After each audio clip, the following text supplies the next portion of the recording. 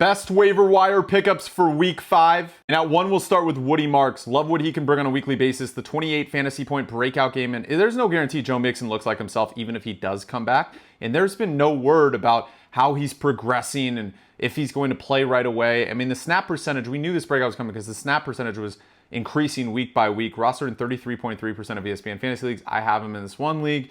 So I think he's the number 1 pickup by far this week. And I would spend a lot of my FAB budget on him. 2, Romeo Doubs, coming off of 30 fantasy points and no Jaden Reed. Yes, there's Tucker Kraft. Yes, Matthew Golden got some snaps, but it looks like he's the guy in the red zone. And he's the guy that Jordan Love trusts. He's rostered at 36.7% of ESPN fantasy leagues, obviously rostered in this league that I'm in, but I think he's a solid pickup. If he's there, you got to grab him. 3, Jalen Coker, 7.8% rostered in ESPN fantasy leagues. It's clear that Bryce Young needs another security blanket. He can't just throw to McMillan every play, and Renfro is getting older. So Coker should come back and give Bryce Young another guy and another weapon in this offense that they desperately need. I'd pick up Jalen Coker right now. 4, Jackson Dart, 21.1% rostered in ESPN fantasy leagues, 20 fantasy points, most of that without Malik Nabers because of the rushing upside. The outlook's grim without Malik Nabers passing the football, but rushing quarterbacks win fantasy leagues. If he can continue to pick up rush yards and rushing touchdowns, he's going to be an asset in fantasy. 5, Kendre Miller scored the touchdown, 5.6% roster in ESPN fantasy leagues. He scored that touchdown over Kamara. Now he's being utilized more. I'm not saying he's a lock it in pickup,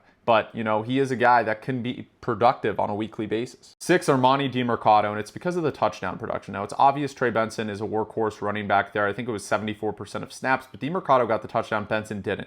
That is important. Passing game. Seems like DiMercato's the guy they're going to throw to maybe a little bit more.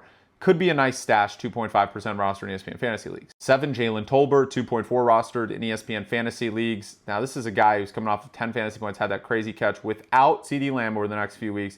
It's Pickens, then him and Turpin. 8, Brashard Smith. I think he's going to pop off soon. Now, they haven't utilized him yet, but I think this is a good stash in deep leagues, 0.9% roster in ESPN fantasy leagues. 9, Demarcus Robinson, 0.6% roster in ESPN fantasy leagues. Now, Mac Jones might start Thursday, but Ricky Pearsall could be out. Jauan Jennings says he's going to play, but it looks like Robinson's going to be the clear wide receiver 2 in this game. That warrants maybe really a big game against his former team this week. Finally, Kenneth Gainwell, but the reason why I don't have him higher is because he's simply just the backup. I get he had 32 fantasy points. I don't care. If Jaylen Warren's healthy next week, he won't get more than like 10 snaps max, and he's rostered in most competitive leagues. 35.6% rostered in ESPN fantasy leagues. So, I mean, I don't think you should spend a lot of your budget or a waiver wire pickup on Kenneth Gainwell. Warren is still the clear back even after a good performance from Gainwell. Let me know what you guys think in the comments and make sure to follow me for fantasy football wide receiver and running back rankings coming out this week.